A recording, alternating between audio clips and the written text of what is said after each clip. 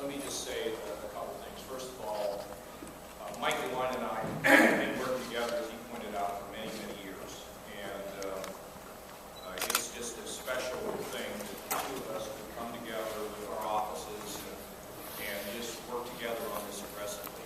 He and I have been doing it, I think, even before, Mike, am I right, even before we were either sworn into office. And we, as he mentioned to us, he had Mike and I both had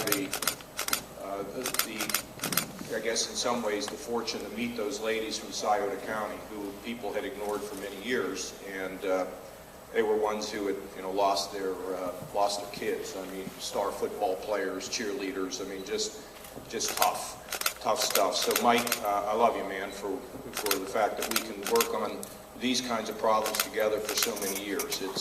It's terrific. To all of you that are here today, there is nobody who has, well, outside, I guess, of the parents, there is nobody that has more influence and more importance in the life of a kid than people like you, school officials and teachers. It's just call it like it is. Everybody in this room has fond memories and some not so fond memories of the people that taught us. But frankly, as time goes on, as we meet with our friends that we've known since elementary school or high school, we always talk about that teacher and what that teacher meant to us. And in fact, just the other day, I was talking about my 11th grade sociology teacher, Mr. Friedman, and what a great man he was and how he encouraged me throughout my entire lifetime. I think you probably know it, but you need to hear it over and over again.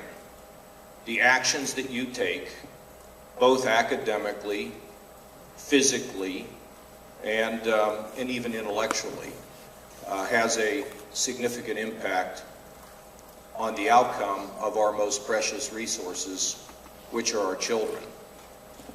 Now, sometimes in your jobs, I guess, things get a little complicated. Sometimes they might even get a little confusing. Remember, the Lord put you in these positions. I'm not kidding. I believe the Lord put you in these positions to take care of His children. Make a decision, cause a controversy, so what? If you are standing up for the life of a child, you will be honored forever. School boards, colleagues, who cares? Life is short. You really have almost a sacred trust when it comes to our kids. You will influence them for the rest of their lives. I have seen these, I know these parents. Frankly, I didn't want to watch the rest of that video.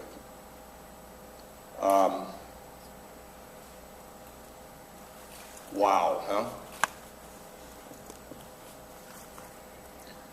We've had a lot of parents involved, and what's so amazing about these parents is that they feel an obligation to speak out. Think about what that's like for Mrs. Smoot or for Paul Schoonover. Is Paul here today? I mean, his son went to Worthington Christian. The last place you would have ever thought we'd see an overdose. And I know there are others here, and the mother of the young woman in the film, God bless you for the courage to speak out. Mike's right, we've done a lot of things, like we busted a lot of people. The number of drug busts in the state, Mike, I don't know if you've had this report, the amount of drugs seized has shrunk. And that is because between the local law enforcement, the patrol, and everybody else, and your work, the artery through Ohio is beginning to move. I don't know that that's great for Ohio, but if it's moving, it means it's taking poison to somebody else. So this country's got to be involved in this aggressively. But in our state, we've seen success there, improvement there. The number of prescription drug prescriptions down. The number of young people hooked on prescription drugs down. Not zero, but down, because every life is special. So the down, for one win is, can change the world. Unfortunately, they then moved to heroin, which is a lot cheaper. And I want you to kind of think about it this way. When you become an addict, you have an alligator living in your house. It chases you around every day. And you have to feed it. If you don't feed it, it'll kill you. And if you do feed it, it gets bigger and it can kill you. And even when you are able to move the alligator out of the first floor, throughout your lifetime, it's down in the basement trying to get back up again.